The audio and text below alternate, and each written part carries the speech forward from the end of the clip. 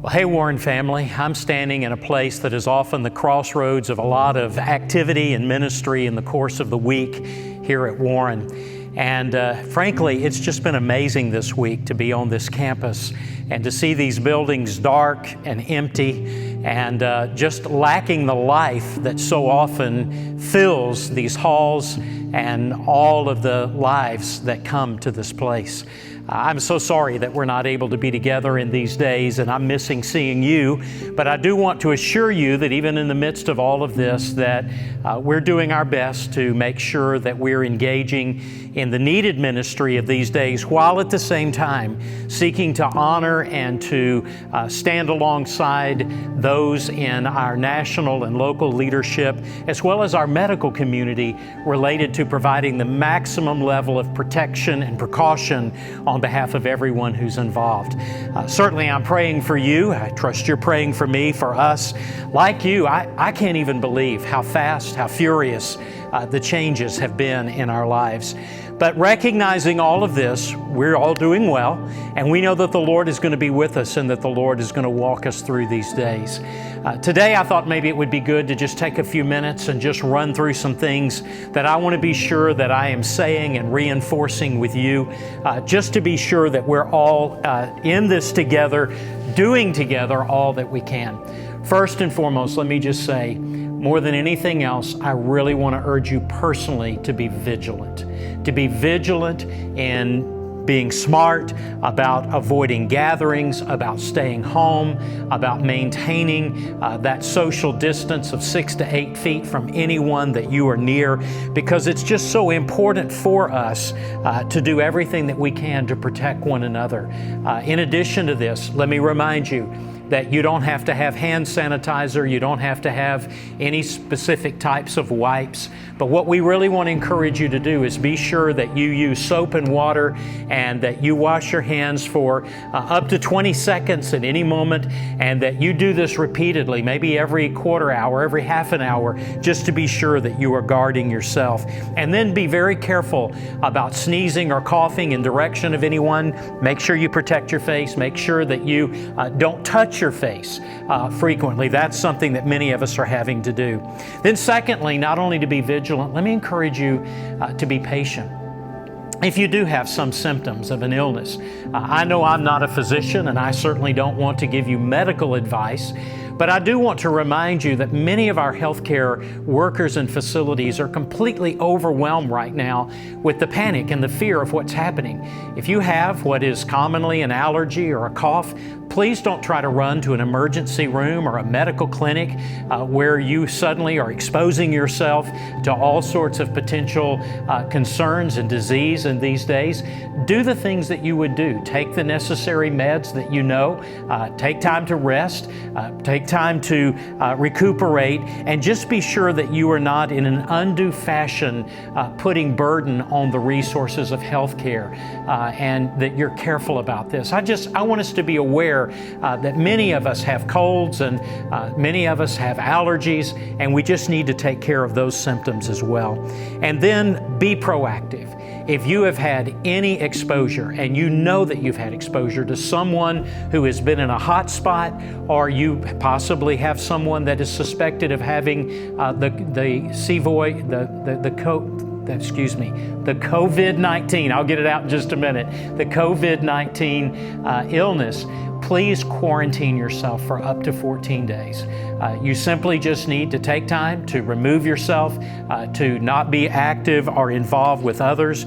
If you do have any great concerns about a need, Augusta University has a great face-to-face resource that can provide sort of a telemedicine opportunity for discussion. And we'll put that available to you, a link on that. Then let me fourthly just say, be in prayer. Please be praying for our national leaders, our local leaders. Pray for churches. When you think of a church in our community, pray for that pastor, pray for that congregation. And then, very importantly, be praying for the doctors and the nurses and the healthcare professionals around us. Every day they're moving toward this illness while everyone else is being asked to move away. And so please be praying for those doctors and nurses, and just understand the needs that they have. And then let me just end by saying, be aware. Be aware of all that's going on. First and foremost, I said this to you before, I want to say it again. The church is not closed. The building is. But the church is busy and active. In the course of this week, I'm so proud of our staff. We have had the opportunity to make contacts with nearly 1,000 of our mature adults, personally to speak to them, to request of them, are there any needs? And I have to say to so many of you, you've overwhelmed us. You've been so kind. You've affirmed to us your prayer. You've told us that you were concerned about us. I just want to say thank you for that. But know that we're here to serve. And while we're washing our hands, we're going to keep washing feet and taking care of the needs of our church community and our neighbors. If you have a need for groceries or you need a prescription picked up, call the church, send a message to us, and we'll do our best to work with some teams of people to carefully and effectively be able to provide those things for you. And then also let me just say that we've been involved with Richmond County Schools, helping them to get food resources out. Some of our people have worked at one of the food distribution areas. Others are helping to deliver actually personally to homes, but we're trying to do that in these days. Columbia County is going to pick up the pace on that next week, and we've at least availed ourselves to them if we could help in some fashion. And then get the word out with me that we will have our online live worship experience 10 a.m. Sunday morning, and I hope you'll connect with me then, and I'll have the opportunity to take us on again in another study out of the book of Nehemiah, even as we're dealing with all of the issues that frankly are just surrounding and overwhelming our lives in these days. Being really honest, I think we're probably in this not for a quick short span, but probably a longer haul. I don't know how many days and weeks we'll be unable to meet or to gather. But what I know is that we're going to stay in touch with each other, and I want to urge you to do that. When you think of a fellow member of our church, a friend, make contact, find out how they're doing, see if they need anything, pray for them, encourage them. And today I just want to encourage you. It's just so easy to be overwhelmed with fear. Fear that just takes us back, anxiety that wakes us up, and fear that keeps us up at night. But I just want to remind you that there are 365 fear nots in the Bible. And my whole life has been shaped around and built upon one promise out of the book of Isaiah, chapter 41, verse 10, that says, "Fear not, for I am with you. And do not be dismayed, for I am your God.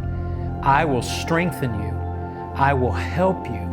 I will uphold you with the right hand of my righteousness." And I am trusting in the hand of the Lord.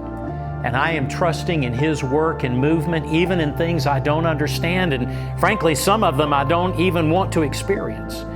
But I know that God is moving and working, and I am trusting that God is going to move and work in and through His church and in and through our lives, even when everything in life seems to be unraveled and in upheaval. So church family, know I love you, and we're going to continue to try to post and provide ministry for you. We've been doing that already this week with our children and our students, and certainly with adults. But just be paying attention, be aware that we are engaging together, and we are trusting the Lord in these days. May the Lord bless you, and again, know that I love you. Thank you.